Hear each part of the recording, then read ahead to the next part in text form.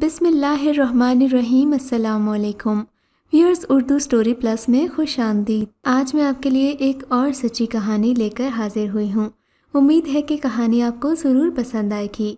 कहानी पसंद आने की सूरत में इस वीडियो को लाइक कीजिए और इस तरह की मज़ीद कहानियाँ सुनने के लिए हमारे चैनल उर्दू स्टोरी प्लस को सब्सक्राइब कीजिए। चचा कादिर काफ़ी दकियानूसी ख्यालात के मालिक थे। बेटियों पर बेहद सख्ती रखते थे, हत्ता कि इन्हें 8वीं से आगे नहीं पढ़ाया और बिला मकसद स्कूल से हटाकर घर बिठा लिया। इनकी 2 बच्चियां थीं, दोनों ही तालीम से महरूम हो गई थीं, जबकि अब्बू अपने भाई के बरक्स खुले जहन के मालिक थे। वो हम पर पाबंदियां नहीं लगाते थे। मैट्रिक के बाद बाजी और मैं कॉलेज में दाखिला ले चुके तो इन्होंने हमारी हौसला अफजाई की, खूब पढ़ने की तलकीन की कि अच्छा रिजल्ट लाओगी तो आगे भी पढ़ सकोगी। हम मेहनत से पढ़ते और छुट्टी के दिन अपनी खालाजाद बहनों राफिया और फारिया से मिलने चले जाते। मेरी दोस्ती फारिया और बाजी राफिया से थी। दोनों छुट्टी के दिन हमारा शिद्दत से इंतज़ार करती थीं, क्योंकि इनको हमारे घर के अलावा कहीं आने जाने की इजाज़त नहीं थी। राफिया की शख्सियत दिलकश थी। वो सुघड़ और शर्मीली लड़की थी और बेहद खूबसूरत थी। अगरचे उसे अपनी खूबसूरती का एहसास नहीं था, मगर उसका हुस्न ऐसा था जिस पर कोई भी लड़की नाज कर सकती है। हमारा मकान दरमियान में था। एक जानिब राफिया का घर था और दूसरी तरफ मोहसिन भाई रहते थे। ये भी वालिद के दूर परे के रिश्तेदार होते थे। वो मेरे भाई नासिर के दोस्त थे। इसी वजह से अम्मी का भी मोहसिन के घर आना जाना था। मोहसिन भाभी किताबी कीड़ा और बेहद शर्मीले थे। हर वक्त लिए दिए रहते और किसी से ज़्यादा बात नहीं करते थे।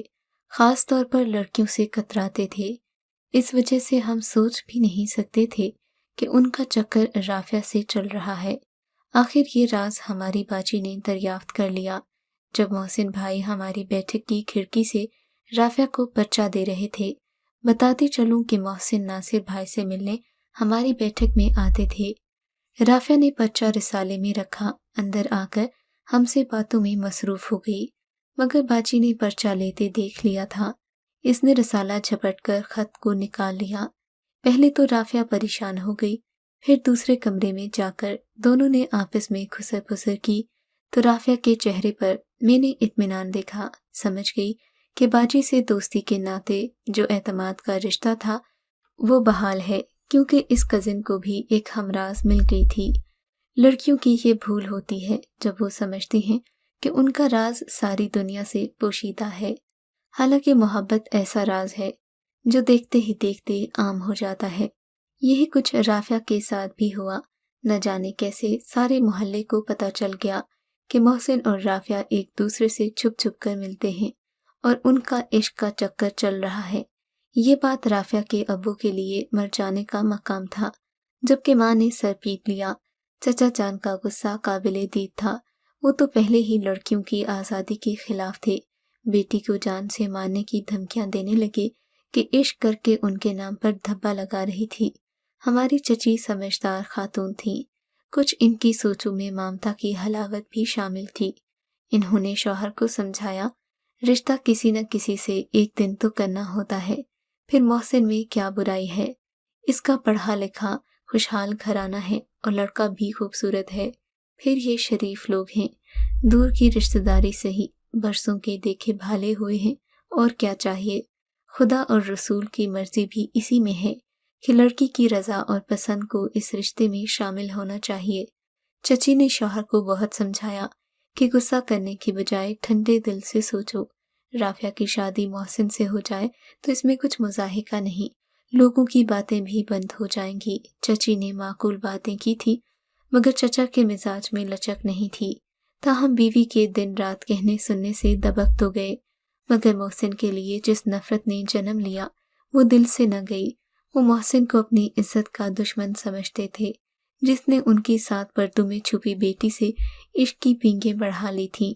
किसी सूरत में इस नामाकूल की सूरत देखना गवारा नहीं थी, मगर घर इस कदर नज़दीक था कि आते जाते सामना हो जाता। तब चचा कादिर का खून खोल जाता। उनका जी चाहता इस लड़के को अभी जान से मार दें। اب بیوی بار بار کہتی کہ میں محسن کی والدہ سے بات کرتی ہوں کہ رشتہ مانگ لے، مگر چچا قادر بیوی کی بات سن کر گھٹ جاتے۔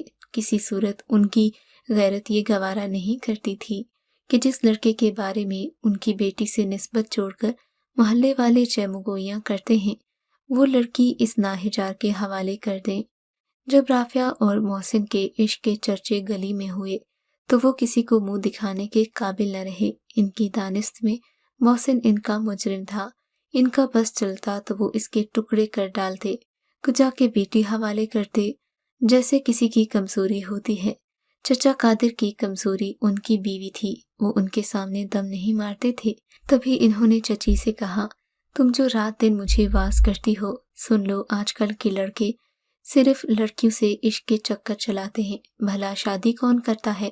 جو محسن کے والدین رشتہ لائیں گے، تم دیکھ لینا محسن کے اماں ابا کبھی رافعہ کا ہاتھ مانگنے نہیں آئیں گے۔ ہماری چچی زمانہ شناس اور بڑی چلتی پرزا عورت تھیں، اچھے برے کی پرکھ جانتی تھی۔ میاں سے کہا، اب غصہ تھوک دو، خاطر جمع رکھو، مجھے علم ہے شریف لوگ ہیں، خاندانی لوگوں سے اونچی باتوں کی توقع نہیں ہوتی، اور وہ خاندانی لوگ ہیں۔ کل ہی میں جا کر محسن کی ماں سے بات کروں گی۔ آخر کیوں کر محلے میں بات چلی اور بدنامی ہوئی۔ اگر بدنامی ہوئی ہے تو وہ لوگ رشتہ بھی لیں گے۔ چچا قادر بیوی کی باتوں پر خون کے گھونٹ پی کر خاموش ہو گئے۔ دوسرے دن چچی محسن کے گھر پہنچ گئی، محسن کے والدین سے تفصیلاً بات کی، یہ بھی کہا کہ شادی کر دیتے ہیں، اس میں کوئی قباحت نہیں۔ بقول محلے داروں کے چھپ چھپ کر لڑکا لڑکی ایک دوسرے سے ملاقاتیں کرتے ہیں۔ بے شک محسن کے والدین نہایت شریف لوگ تھے۔ دوسرے ہی دن وہ رشتہ لینے آ گئے، جس کی چچا کو ہرگز امید نہیں تھی، وہ تو اور زیادہ کھول گئے۔ بیوی نے کہا، دیکھا میں نہ کہتی تھی کہ خاندانی لوگ ہیں، اب تم بھی خاندانی ہونے کا ثبوت دو، اور ان عزت داروں کو عزت دو جو ہماری عزت کا پاس رکھ کر رشتہ لینے آئے ہیں، انکار مت کرنا ورنہ انجام برا ہوگا۔ چچا نے کہا، میرا سر مت کھاؤ، اب جو چاہے مرضی ان کو جواب دو، مجھ کو اب ہرگز ان انگاروں میں مت گھسیٹو۔ رافعہ تو سوچ بھی نہیں سکتی تھی کہ اتنی جلدی خدا کو ان پر ترس آ جائے گا اور یوں ان کی قسمت کھل جائے گی۔ وہ تو خوشی سے دیوانی ہو رہی تھی۔ ماں نے آنن فانن بات کر کے شادی کی تاریخ رکھ دی۔ ہفتے بعد وہ مایوں بٹھا دی گئی۔ چچا قادر اس معاملے میں پرے پرے رہے۔ بیوی نے لان تان کی تو بددلی سے شامل ہوئے۔ بیوی سے کہا کہ تم بہت غلط کر رہی ہو، جو لڑکا ہماری عزت و نیک نامی پر ضرب لگا رہا تھا اس کو گھر کا داماد بنا رہی ہو۔ مگر بیٹی کی خوشی کے خاطر چچی نے چچا کی بات کو اتنا زیادہ اہمیت نہیں دی۔ چچا نے ایک دو دن احتجاج کیا اور پھر خاموش ہو گئے، جبکہ چچی تو بیٹی کا پھول سا چہرہ دیکھ کر خوش تھیں۔ انہوں نے خاوند کے مزاج کے خلاف قدم اٹھا لیا اور رافعہ کی رخصتی کی تیاری میں مصروف ہو گئیں۔ اب چچا نے قسم کھا لی کہ بیوی اور رافعہ کے سسرالیوں کو ذلیل کر کے رہوں گا تاکہ یہ خود سری کا مزہ چکھیں۔ وہ شکست خوردہ سرپرست کی حیثیت سے خود کو دیکھ رہے تھے۔ یہ بات ان کے لیے بڑی تکلیف دہ تھی کہ ان کی بیوی نے تیزی سے جال بنا تھا اور ان کو ایک مکھی کی طرح اس میں پھنسا لیا تھا۔ وہ خود کو ایک گرفتار اور زخمی شیر سمجھ رہے تھے۔ ابا جان سے کہا، بڑے بھائی، یہ عورتوں کے چلتر بھی خوب ہیں، مگر میں دیکھتا ہوں محسن کیسے میری بیٹی کو ڈولی میں لے کر جاتا ہے۔ جب ساری برادری جمع ہو گئی، بارات آ گئی تو محسن کے والد نکاح خواہ کو لے کر آ گئے۔ نکاح خوانی کے وقت دلہن کے والد کو بلایا گیا، وہ کمرہ بند کر کے بیٹھے تھے۔ بلاخر ابو انہیں بڑی مشکل سے باہر منا کر لے آئے۔ اب تو بیٹی کی بارات آ چکی ہے، ایسے وقت میں یہ رویہ ترک کر دو، اس کے نصیب کا لکھا ہوا مان لو۔ وہ تو آ گئے مگر تیور صحیح نہیں تھے، حق مہر کی رقم پر ہنگامہ کر دیا۔ دولہا والے پریشان کہ اتنی بڑی رقم کیسے ادا کرے۔ چچی شوہر کے تیور سمجھ گئیں، دوڑی دوڑی رشتہ داروں کے پاس گئیں کہ میرے شوہر کو سمجھاؤ، مگر چچا کسی مقصد سے ایسی شرطیں رکھ رہے تھے، کوئی سمجھاتا بھی تو کیوں کر سمجھتے، وہ سچ مچ جھگڑا چاہتے تھے۔ دولہا والے بیچارے ہر ممکن مصلحت چاہتے تھے۔ انہوں نے حق مہر کی بڑی رقم کا مطالبہ بھی مان لیا اور عزت کی خاطر اپنا مکان بھی لڑکی کے نام کرنے کا وعدہ کیا तब चचा ने एक शर्त और रख दी कि लड़का घर दामाद होगा, वरना तो हम तलाक करवा देंगे। ऐसी बात सुनकर सबके दिल बुरे हो गए। मिलाकर मोहसिन के वालिद बारात लेकर वापस चले गए कि कादिर की मर्जी लड़की रुखसत करने की नहीं है, ये बस हमें बेइज्जत करके यहाँ से बगैर रुखसती वापस लौटाना चाहता है। राफिया और चची जान रोती रह गई, मगर संगदिल चचा ने रायत नहीं की। जो कीना और बुग़्ज़ पाल लिया था, बेटी की रुखसती न करके दिल ठंडा किया। मोहसिन तो गम से निढाल था, जबकि राफिया सदमे से गश खा गई। सुर्ख जोड़ा उतारकर चची ने फिर से संदूक में डाल दिया। बेटी को सोग की काली चादर ओढ़ा दी। राफिया के वालिद के इस रवैये से लोग ऐसे खाइफ हुए कि फिर कोई इनके दरवाजे पर बेटियों का रिश्ता लेने नहीं आया। आखिर बड़ी मुश्किल से एक उम्र रसीदा शख्स का रिश्ता तलाश किया और 5 साल बाद राफिया को दोबारा दुल्हन बना दिया गया, जिससे शादी की उसकी पहली बीवी फौत हो गई थी। राफिया का तो दिल खून हो गया। चची भी अठठ आंसू रोती थी, मगर चचा पर किसी के आंसुओं का असर नहीं हुआ, क्योंकि वो अना के पुजारी थे। बेचारी लड़की को जहन्नुम में झोंकने को इज्जतदारी समझ रहे थे। अब्बू ने चचा को समझाया कि ऐसे रिश्ते किस काम के जो इंसान के दिल का खून कर दें, और जब बेबसी औरत पर मुसल्लत कर दी जाए तो ऐसी शादियों का क्या अंजाम होगा। ये कहाँ का इंसाफ है।